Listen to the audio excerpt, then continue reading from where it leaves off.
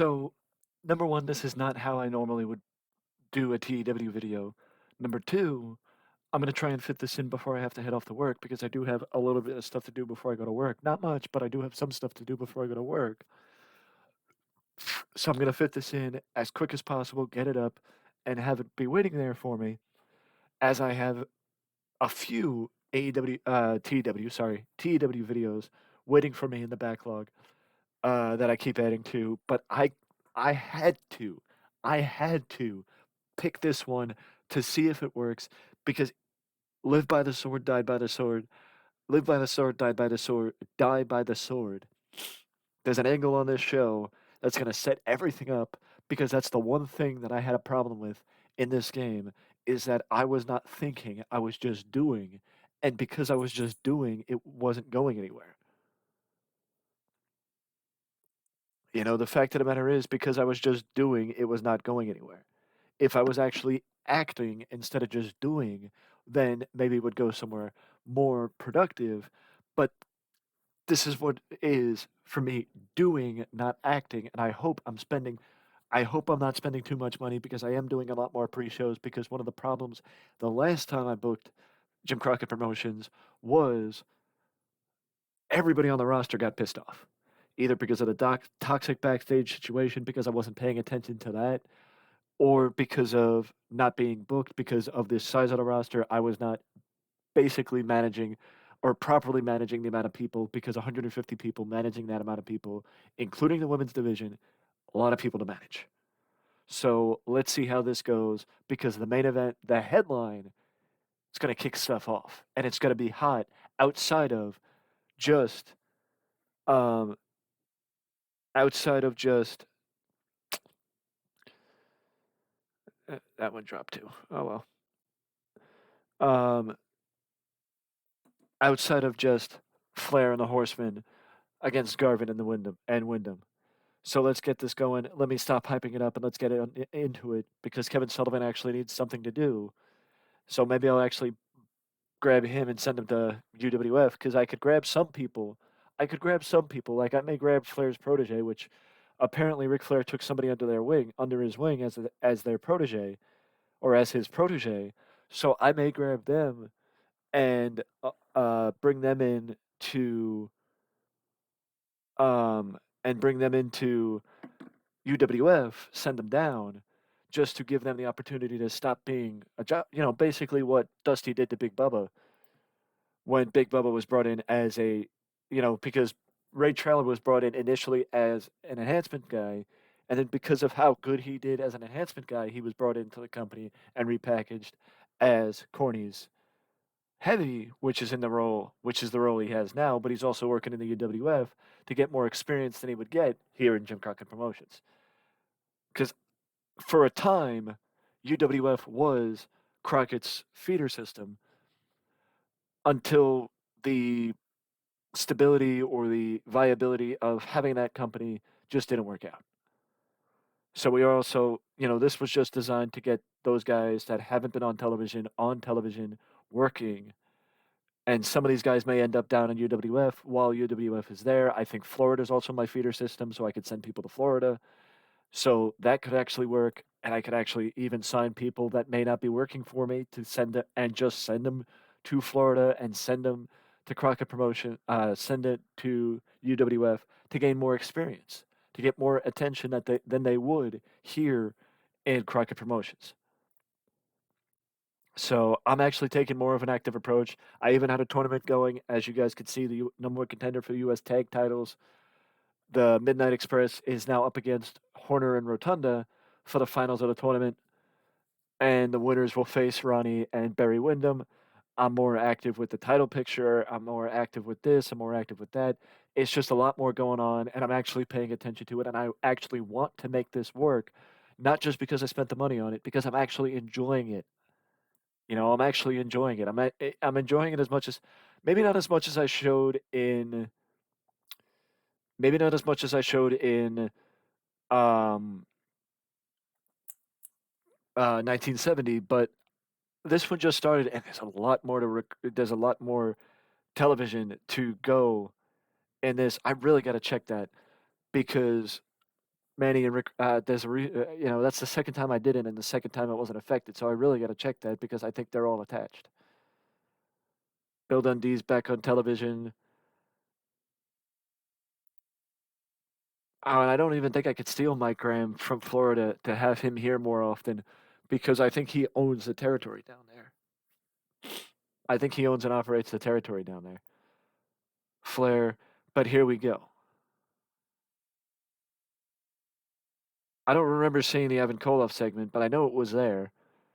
Um, Dusty says that Ivan challenged Dusty because he can't get to Nikita, or no, that's what it was.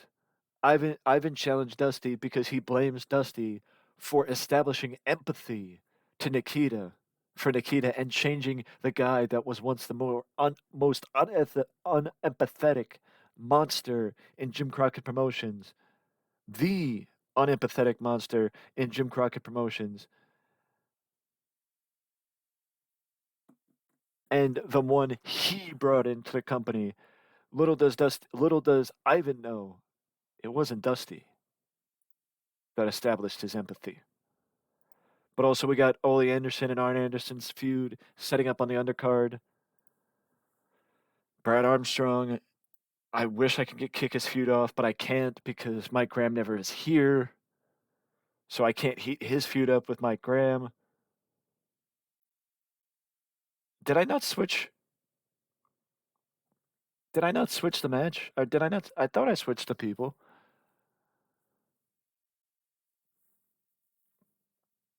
But as I mentioned in the 1970 Inside TEW video, I love, absolutely love Ivan Koloff. And that's why he was in this spot and nobody else was.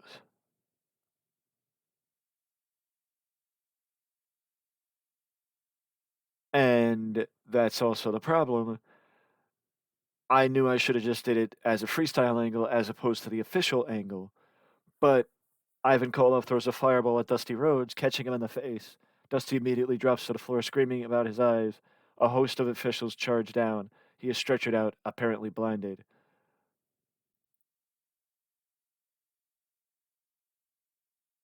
I got to get David Crockett out from the booth because he's negatively affecting the show. But this was the post-show segment. The babyface is storming down to the ring, making sure that the Paul Jones's army stayed away.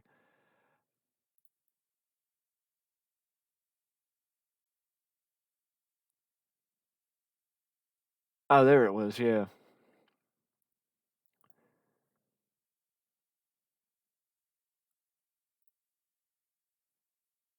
we're gonna throw this on the broadcast because I want to air this as this is I'm gonna say this is the follow up to World Championship Wrestling. I don't know that I can give Dusty. Can I give Dusty paid time off for?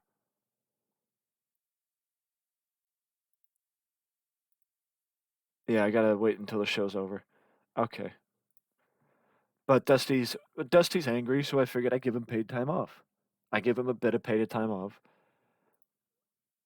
I also got to look here, not here, here. Yeah,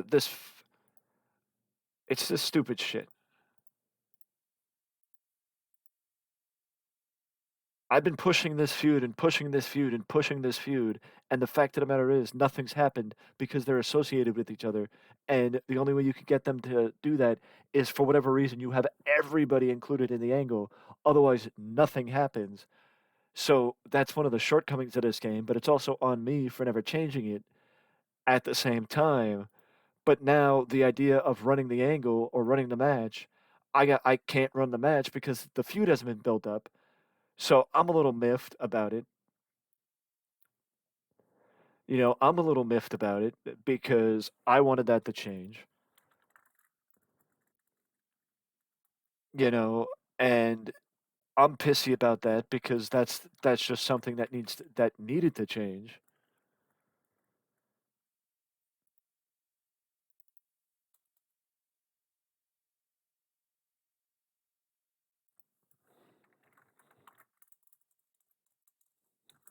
want to say it's not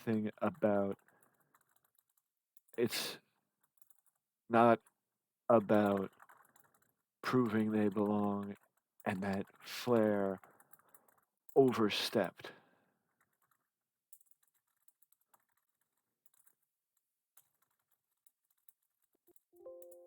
See, this feud with the Horsemen and the Garvins is shrouded in the fact that Flair was making passes at Jimmy Garvin's actual wife, Precious, which set up the Garvins and Jimmy Garvin getting elevated, more specifically Jimmy and Ronnie, and it actually is what gave way to Ronnie Garvin winning the world title and fighting Ric Flair at Starrcade for the NWA World's title at Starrcade '87. I'm not going to sit here and say that Ronnie Garvin was not a worthy champion. I'm just going to say that the only reason why Ronnie was given the spot is because Jimmy got injured. So my question to you then is, does that mean that if Jimmy did not get injured, would Jimmy have beaten Flair for the belt and been in the position that Ronnie was? It's just the fact that because it was Jimmy's wife, I understand why Ronnie was doing it. I understand why Ronnie was standing up for his brother, but at the same time, it was Jimmy's wife, so would it have made more sense to have Jimmy be the one that, stepped up and defended his wife's honor, or would it have not mattered and it would have still went off like a fart in church? You know what I mean?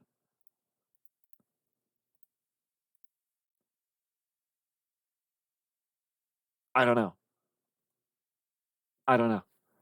That's my question. I don't really understand. I don't know. But,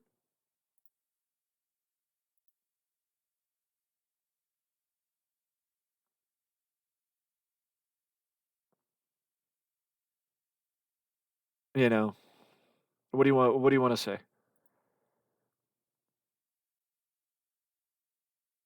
What do you want me to say? Unfortunately, also, it seems like the Road Warriors might be leaving or walking out the door because WWF made an offer for them. I don't know that they are officially walking out the door, but it seems like they might be. Um, and I'm a little miffed about that because the Road Warriors, in my opinion, should have been signed to exclusive contracts because to stop that from happening. David might not David might not be the best announcer, but let's see how he does at color commentary. I mean, at interviewing.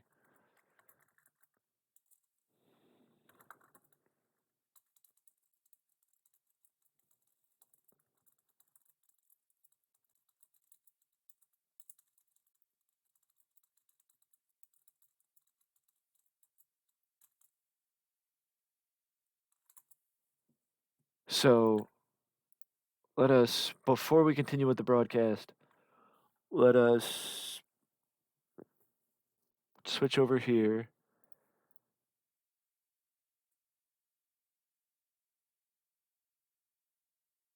Where is, I guess WTBS Studios? Yeah, WTBS Studios is constituted as an event.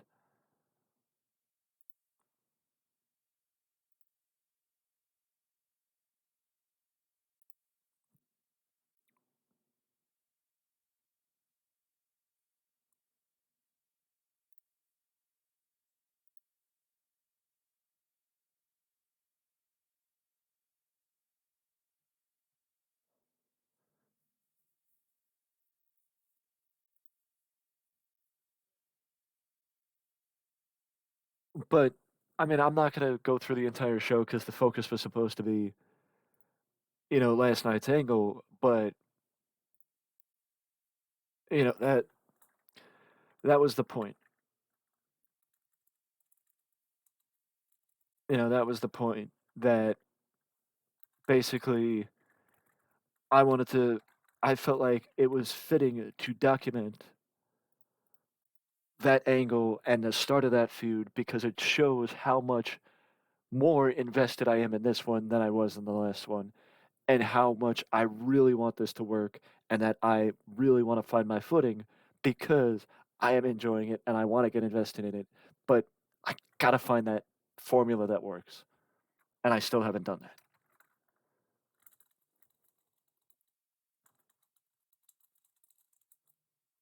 We will not show the footage,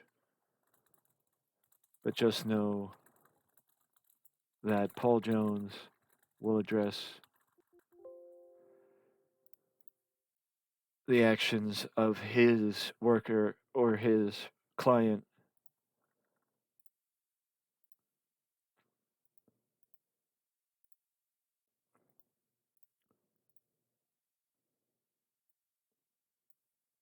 I do know I gotta book more than just, squash matches and shit like that.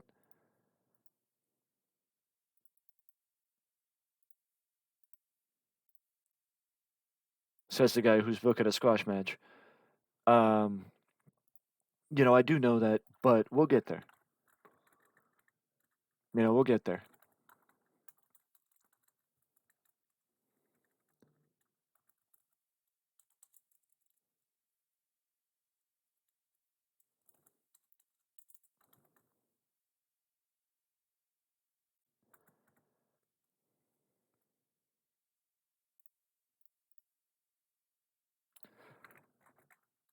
I'm not here for a fight, Barry.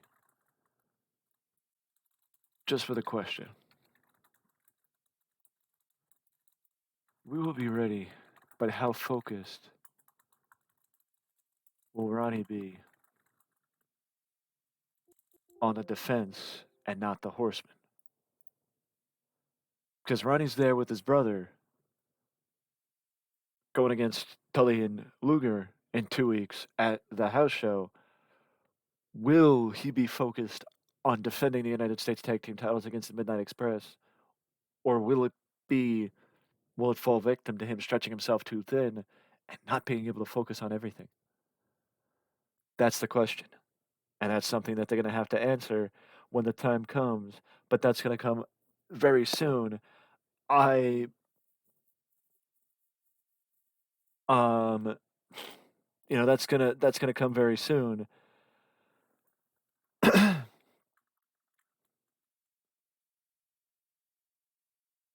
Did Murdoch leave?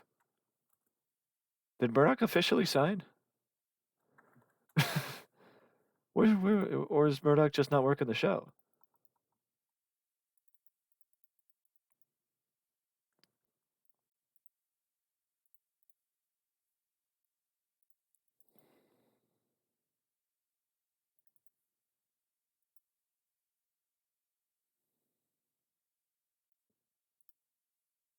I mean, it honestly could be either one.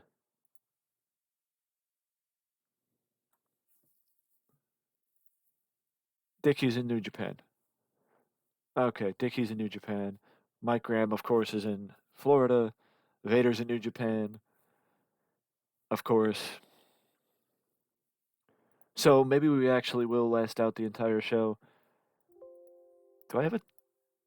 I have one tag team match. Let's book another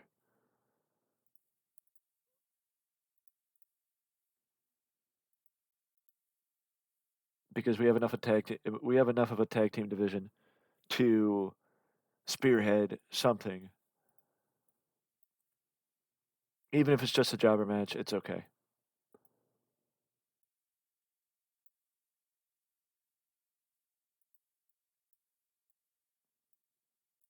Actually, spearheading this while Ricky gets healthy would not be the worst idea.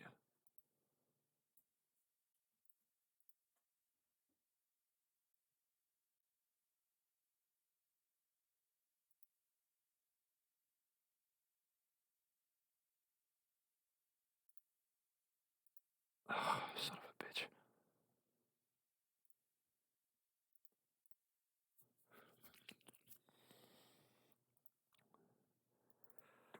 Okay.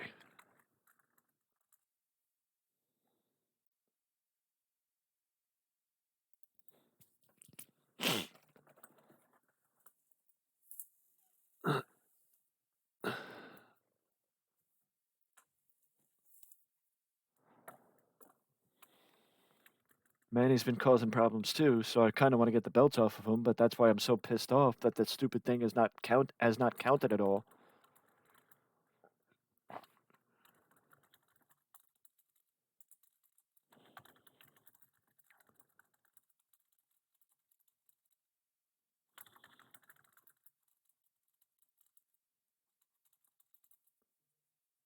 So I do have to keep an eye on when Ricky's injury is better,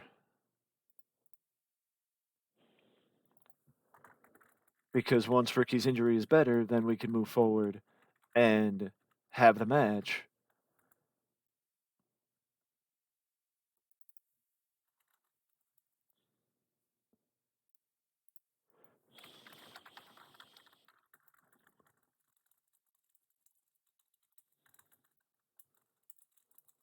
Runs down the Garvins saying, if it's not about proving it, then you don't belong in the ring with the Nature Boy. Because if you're not here to be world champion, then you should not be here at all. Because when you're in this game, when you're in this company, when you're in this world of professional wrestling, the one thing that you need to be doing, the one thing that you need to be focusing on, the one thing that you need to care about is the idea of having what it takes to be world's champion. Zane Smith versus Todd Champion, you know, the dream match. It's going to headline tonight's show. No, it's not. I mean, if Basher and Spike, like, it's also the fact that these idiots are not really making my job easier. I mean, I understand getting pissed off because I don't book you enough, but the fact of the matter is, getting pissed off because I mishandled an incident, it's just because you guys have a bad fucking attitude. Or a bad attitude. I apologize. A bad attitude. That doesn't give you the excuse to actually just stand there and get whiny and bitchy and moany. You know, you're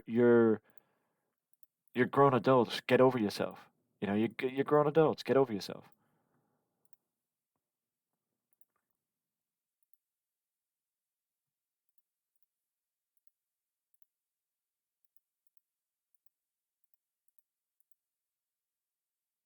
I think this is the guy. I could be wrong, but I think this is the guy that is, yeah, Ric Flair's protege. So I may actually move him up to. I may move him up to. He's a babyface, ain't he? Oh no, he's a heel. Okay. I may move him up to Crockett Promotions. I mean UWF, or maybe down to Florida, one or the other. And I may actually do the same thing to Ron Simmons too. We'll see what happens. But I do have ideas of who I want to move and who I want to get rid of, and let that be the way that I whittle down the roster, because it's easier than releasing people and not having access to the people at all. So I think I'm just going to do it like that. Solid way to start the show, even if it wasn't.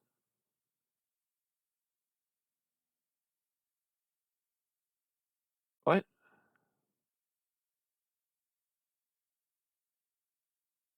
Tony Suber almost injured him. Well, good job, Ivan. I like you even more, buddy. I like you even more. Big Bubba. Crockett did good as an interviewer, so Crockett will be the interviewer when I need an interviewer. Barry Windham. That doesn't need to be a feud. Finally, something is pushing the rock and roll and Manny and Rick Rude feud, because I want that feud done and over with if Manny Fernandez is going to cause problems. That's it. I want to right the ship, not have the ship burn to the freaking ground. 250 people? You serious? What the heck's the point of the show if you're only, only grossing 250 people? I like it though because we didn't lose or gain popularity, so it's the first show we actually did not gain or lose popularity. So I kind of like it. and maybe this is like the show that I use to like it's the show that I use to test things on. Because if I'm not going to lose or gain popularity, that would be a positive thing because that's something that I need to not worry about, or figure out the formula to get get us where we're gaining and not losing. So this is actually something special too. And you might not understand why. The reason why this is something special is number one, we finished the week, and number two, we're not going right from one show to another. Part of the reason is because I cut down on the amount of live events because I think I said this in the 1971. It was overwhelming how many there were. I understand that that's how much there was in real life. I understand that. But the fact of the matter is, it was overwhelming and I needed to cut it down because of the fact that I just needed the opportunity to sit back, relax, and think a little bit, as opposed to having to worry about,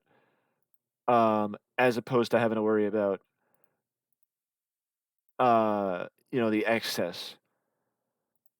So I think I may give Flair a week off, if with Flair being a little bit burnt out from the amount of matches he's participated in over the course of the last week. So I may give him a week off and maybe do like 1 week on, 1 week off for Nate. But let's give Dusty the time off that he needs, and I think 3 weeks is enough. He's still annoyed, piece of work he is, and we're also just gonna give Nate a week off. You know what? We're not gonna give him a week off. We're gonna keep him. We're gonna use him, but less matches. That's the best way to use Nate because I don't really have a backup, especially with Dusty gone. So, and especially if the Road Warriors are leaving, I would rather not have to, not have to think that way. So, I'm just going to do some semantics and small details. But this has been Inside TEW, Jim Crockett Promotions, and my second attempt to try and save the promotion and right the ship before the sale in 1988. So, let's see what happens this time where I'm actually focused and actually have a plan and I'm not just going with the flow like I was last time. Let's see if I can actually make this work and figure out TW 2020, which is something that I'm still trying to figure out. It seems like I got my feet under me in WWF 1990, 1970, but let's see if I can do this with a little bit more television time and a lot bigger roster and Jim Crockett Promotions. I will keep you guys up to date with some episodes here and there when I feel it necessary to share it with y'all. But either way, guys, I do appreciate you clicking on the video. I'm mixing up my streaming outro and this outro, but I do appreciate you clicking on the video. If you have any ideas of who should be sent down to UWF or Florida, if you have any ideas of who I should sign, what I should do, a formula that I should try to keep the bookings coming properly, I mean the ratings coming in, let me know down in the comment section below. I will try and reformulate the outro to not get caught up on my word, to make it more structured. But either way, guys, any and all interactions are appreciated and do help the video. So if you want to leave a like, leave a comment, or subscribe, feel free. They are very helpful and much appreciated and getting the video more noticed. Either way, though, before you go, do not forget to ding that notification bell to always know when a new video is up on the channel. Because the only way you can get notifications when I post a new video is by clicking that bell next to the subscription box. And until next time, I'll see you again soon.